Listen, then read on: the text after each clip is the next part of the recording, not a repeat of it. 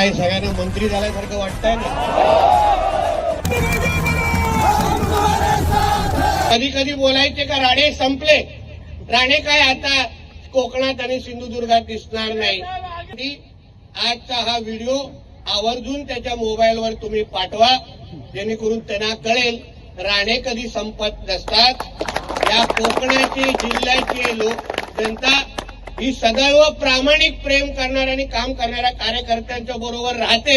याचं उत्तम उदाहरण हे 2024 वर्ष